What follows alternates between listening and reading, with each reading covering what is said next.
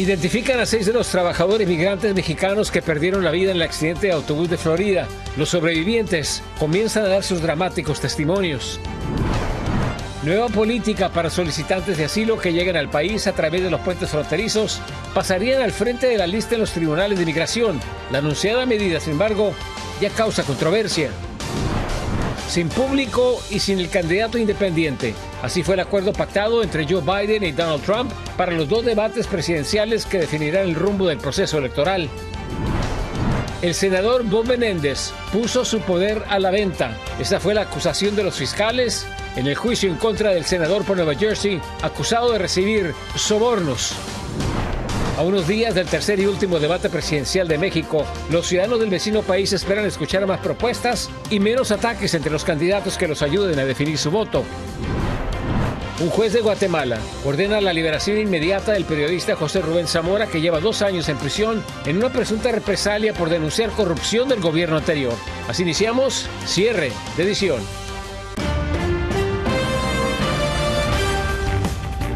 Muy buenas noches, bienvenidos a su noticiero nacional cierre de edición. Les informa José Armando Ronstadt, gracias por estar con nosotros. Iniciamos con lo siguiente. Este miércoles fueron identificadas 6 de las 8 víctimas del trágico accidente de un autobús que transportaba a trabajadores agrícolas migrantes en el condado Marion, en Florida. Mientras que las familias comienzan a hacer su duelo, los sobrevivientes relatan la dramática experiencia. Anthony Belchi desde Florida nos amplía.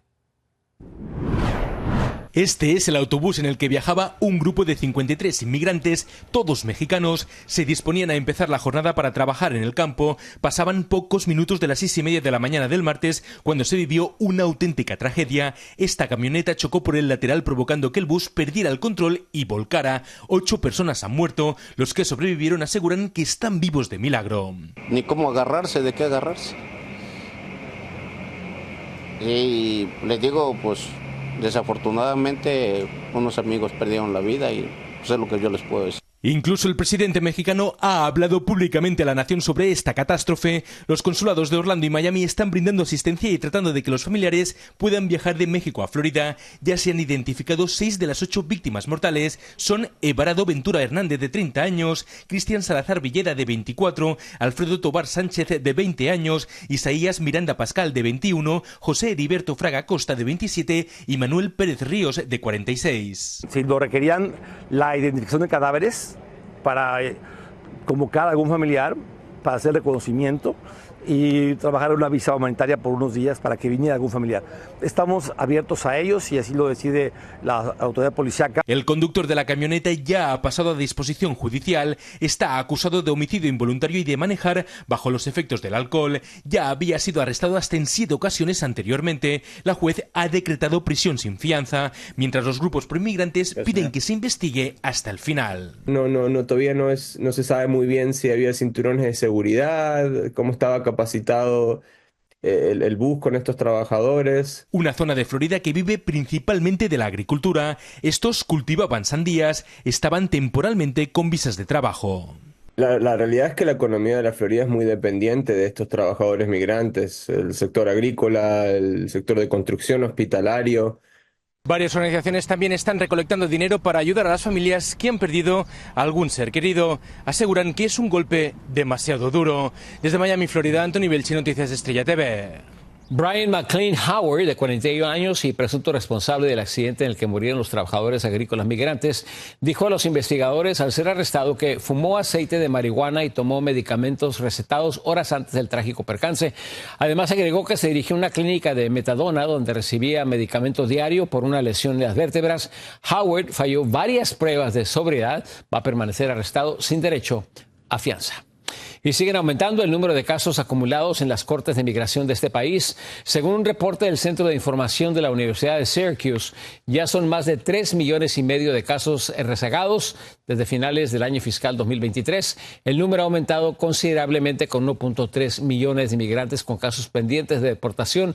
Un 36% están relacionados con solicitudes de asilo.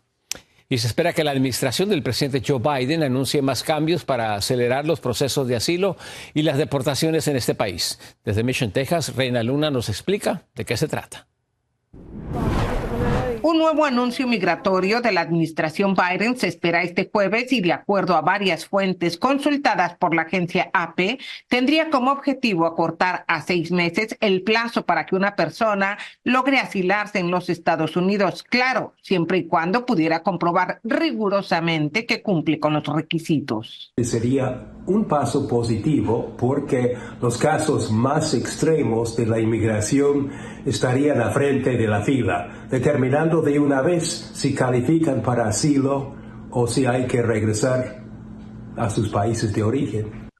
Sin embargo, algunos abogados pronostican que esto afectará más que beneficiar a los migrantes. En ese momento, el inmigrante que está buscando entrar por la frontera tendrá posibilidades mucho menores, reducidas, de entrar para solicitar asilo. La medida aplicará para aquellos que recién ingresan a los Estados Unidos, pero no por el río, sino por los puentes internacionales y se entregaran a un oficial migratorio. Esta sería parte de las medidas tomadas por la administración del presidente Joe Biden para poner orden. Actualmente hay inmigrantes que tienen más de 5 años esperando una respuesta a su petición de asilo. Esos forman parte del rezago millonario que existe debido a la falta de jueces especializados en la materia en la frontera y podría incluso poner fin o al menos aminorar el gran número de extranjeros varados en el norte de México. Grupos de personas de diferentes nacionalidades: Ecuador, Cuba, Haití, Venezuela, El Salvador, Honduras, Guatemala, desplazados de México.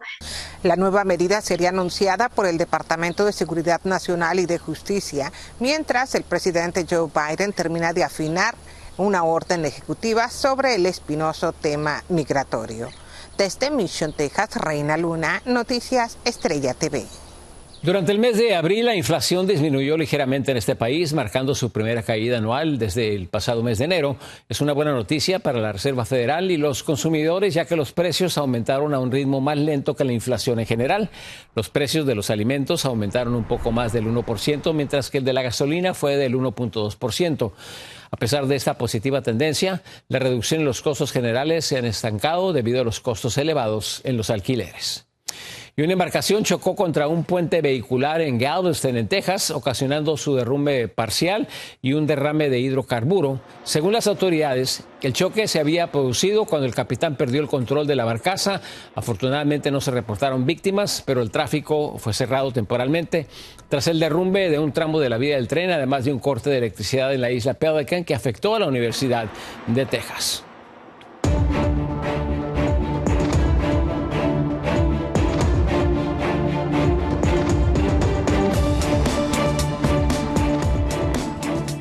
Ya es oficial, el presidente Joe Biden y el exmandatario Donald Trump, principales aspirantes a la Casa Blanca, acordaron por fin las fechas para 2 debates presidenciales. Desde Washington, D.C., Alfredo Miranda nos cuenta cuáles fueron las condiciones que acordaron.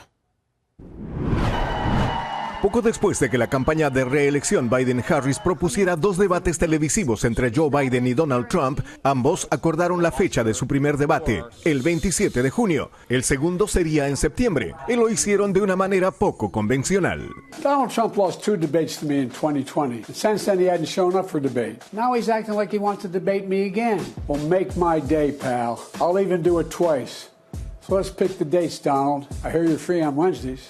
Lo último expresado por Biden fue una referencia al juicio penal que sostiene Trump en Nueva York. Por su parte, el expresidente respondió a través de su red Truth Social. Después de insultos previos, dijo: "Estoy listo y dispuesto a debatir con Joe en los 2 momentos propuestos, en junio y septiembre. Recomiendo encarecidamente más de 2 debates y, para generar emoción, un lugar muy grande. Aunque supuestamente Biden tiene miedo a las multitudes, eso es solo porque no las tiene". Esta contienda presidencial, yo creo que va a ser una de las más importantes en la historia moderna de los Estados Unidos, donde hay mucho en juego. ¿Y por qué no? ¿Por qué no debatir? Así que yo creo que es una buena señal de que ambos candidatos no estén dispuestos a debatir. A diferencia de ciclos electorales previos, Biden pidió que no sea la Comisión Bipartidista de Debates Presidenciales la que organice, sino medios de comunicación. El primer debate por primera vez será en junio, antes de las convenciones de ambos partidos, y el debate de septiembre será hora antes de que comience la votación anticipada. Es sin precedente, esto es histórico, porque nunca se ha celebrado un debate presidencial en los Estados Unidos antes de las convenciones demócratas o republicanas. Eso es número uno. Y número dos, yo creo que este debate lo necesita más el presidente Biden que Donald Trump. Tampoco deja de llamar la atención la forma de plantear los debates, literalmente respondiendo a desafíos de tú a través de las redes sociales, lejos del protocolo acostumbrado. La realidad es que esta campaña es poco convencional. Hemos visto cosas sin precedentes. No tenemos, ¿verdad?, cómo explicar, ¿no?, que esta contienda ha estado marcada por un tira y jala, ¿no?, un dime tú y te contesto. Pese a que ya se han establecido 2 debates, hay quienes dudan que estos se vayan a realizar. Biden mismo pudiera decidir no hacer el debate. Puede ser también de que hayan problemas legales para Trump que no lo permite llegar al sitio geográfico del debate para esa noche. Desde Washington, Alfredo Miranda, Noticias Estrella TV. La Suprema Corte de Justicia de la Nación ordenó al estado de Luisiana celebrar elecciones legislativas del 2024 utilizando un mapa de la Cámara de Representantes que incluye un segundo distrito mayoritariamente afroamericano. Todo esto a pesar de un fallo de un tribunal inferior que lo había calificado como una manipulación racial ilegal. La orden permitirá el uso de dicho mapa en 2 de los 6 distritos electorales, lo que potencialmente aumenta las posibilidades de los demócratas de hacerse con el control de la Cámara de Representantes. Y este miércoles en Nueva York se celebró el tercer día de juicio federal por corrupción contra el senador Bob Menéndez. Y después de 2 días y medio de selección de jurado, por fin el panel que juzgará al demócrata quedó constituido. Por su parte, los fiscales comenzaron a presentar los argumentos de acusación donde afirmaron que Menéndez, en sus propias palabras, puso su poder a la venta. Mientras tanto, la defensa negó el pago de sobornos de ser encontrado culpable. Menéndez podría enfrentar hasta 20 años de prisión. Una breve pausa, los invitamos a que se queden con nosotros. Aumenta la cifra de mexicanos que escapan de la violencia y solicitan asilo en este país. Tras 2 años en prisión, ordena la liberación inmediata del periodista guatemalteco José Rubén Zamora. Detalles, imágenes, más noticias al regresar. Aumentan las solicitudes de asilo a Estados Unidos de mexicanos a través de la aplicación conocida como CBP One, que dejan su lugar mexicanos del lugar de origen, escapan de la violencia que se vive en varias regiones del vecino país. En Piedras Negras, Chihuahua, Coahuila, Efraín González nos amplía. María y sus 3 hijos forman parte de miles de mexicanos que están obteniendo citas de asilo a través de CBP One, muchos de ellos orillados a salir de estados del centro y sur del país a causa de la inseguridad, como es el caso de esta familia. María consiguió esta cita para cruzar en la frontera de Piedras Negras con Eagle Pass, haciendo el trámite desde su natal Celaya, Guanajuato, donde se registran constantes enfrentamientos. Ya a cierta hora ya uno no puede salir de su casa. Hay mucha violencia. Filemón Cruz es padre de María. Viajó para despedir a su hija y nietos, lamentando la inseguridad que los hizo dejar su hogar. No hay seguridad por ninguna parte. Tenemos que andarnos cuidando todo el día. La noche a las 7 de la noche hay que estar ya en casa porque más noche ya no se puede. Por donde quiera se sueltan balaceras. Apenas en noviembre pasado, don Filemón despidió a otra hija suya y una nieta que también cruzaron por Piedras Negras con una cita de asilo y están ahora en Nueva Jersey. Así me duele porque pues nunca se habían separado mis hijas de mí. Entonces ahora se separan y pues sí me duele. Mientras que en el presente año los cruces irregulares se han frenado en un 50% del lado mexicano, esta aplicación está dando espacio a 1,450 citas diarias. Más de 80,000 mexicanos han cruzado a Estados Unidos a través de CBP One, siendo la segunda nacionalidad que más ha utilizado esta aplicación desde que fue creada y rebasados únicamente por los venezolanos. Desde Piedras Negras, Coahuila, Efraín González, Noticias Estrella TV. Este miércoles una corte de Guatemala ordenó la liberación del periodista José Rubén Zamora, quien lleva 2 años en prisión por cargos de lavado de dinero, en lo que muchos consideran una represalia por las denuncias del periodista por presunta corrupción del gobierno anterior. El juez dictaminó que ya no había justificación para mantenerlo tras las rejas, pues no existía riesgo de fuga, pero se desconoce cuándo podría salir en libertad. Y la presidenta del Perú, Dina Boluarte, compareció en la fiscalía en el caso ya conocido como el Rolex Gate en relación con una investigación sobre presunto enriquecimiento ilícito. A Boluarte se le acusa de posesión de joyas y relojes de lujo sin declararlos, lo que ha desencadenado una crisis en su gobierno. La presidenta, sin embargo, afirmó que va a permanecer en el cargo hasta el final de su mandato en el año 2026.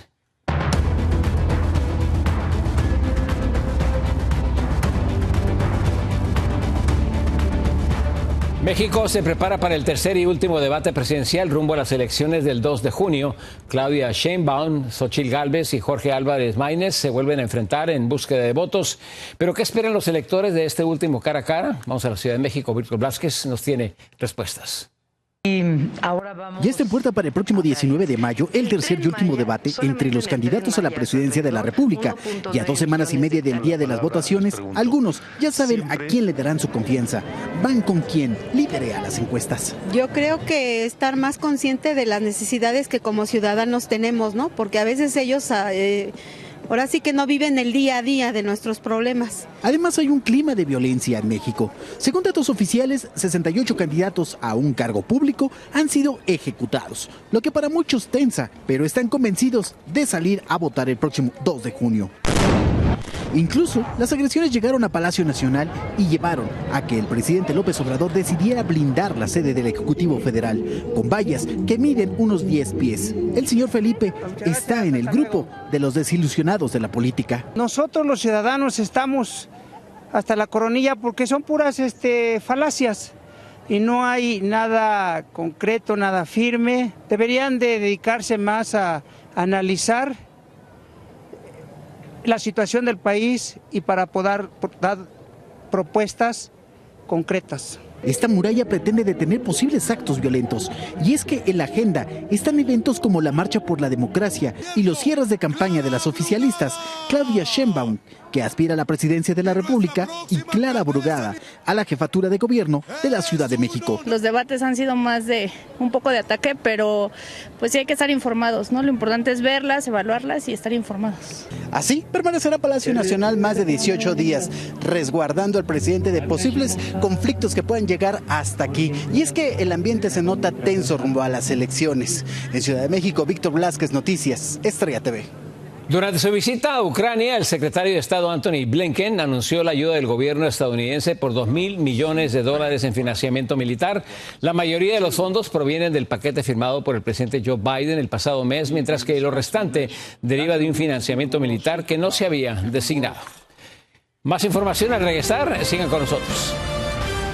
Cientos de salvadoreños perdieron los ahorros de toda una vida en un masivo fraude cometido por 2 cooperativas. Detalles de esto y más al regresar.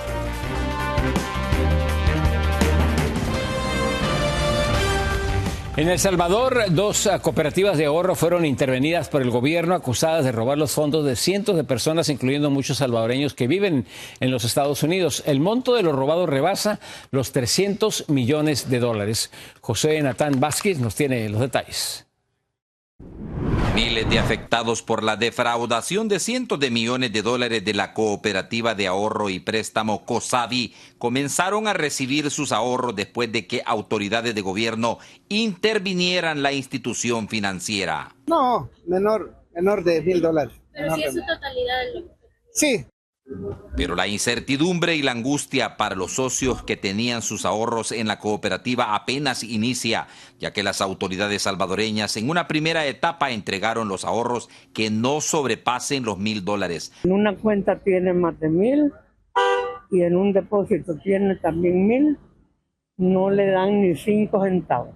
Se sabe que son miles de defraudados, entre los que están salvadoreños que residen en Estados Unidos, que confiaron en la institución para colocar sus ahorros de toda la vida. Mientras las autoridades han capturado a 15 de las 32 personas vinculadas al millonario de Falco y han prometido devolver la totalidad del dinero a los afectados. Para la ubicación y lograr poco a poco la repatriación de todos esos bienes y dineros que se han detectado. Hoy por hoy son prófugos de la justicia el CEO de la cooperativa y el apoderado legal, un abogado que además ganó notoriedad por haber sido presentador de programas de opinión en algunas televisoras de este país centroamericano. Medios locales han informado que el apoderado legal compró una casa por $250,000 en el estado de Texas, a donde se presume huyó junto con el resto de directivos involucrados en el millonario desfalco, y para quienes ya existe orden de captura internacional. En El Salvador, Josué Natambakis, Noticias Estrella TV. Los estudiantes de primer año de la Academia Naval en Maryland llevaron a cabo su tradicional escalada del monumento engrasado de Herndon como parte de su paso al siguiente nivel académico para convertirse en guardias marinas de cuarta clase. La tarea consiste en reemplazar un sombrero blanco puesto por estudiantes de último año. Esta tradición se remota a 1940 como un símbolo de perseverancia y trabajo en equipo. Y la instalación artística llamada El Portal, que une a las ciudades de Nueva York y Dublín por medio de una transmisión en vivo, fue cerrada temporalmente después de que varias personas en ambos lados realizaron actos ofensivos, conductas inadecuadas e incluso amenazas que ya están siendo investigadas por las autoridades. Aún no hay fecha para que la innovadora pieza artística vuelva a funcionar. Gracias por acompañarnos. Muy buenas noches. Yo soy José Armando Ronsta. Los esperamos mañana en cierre de edición.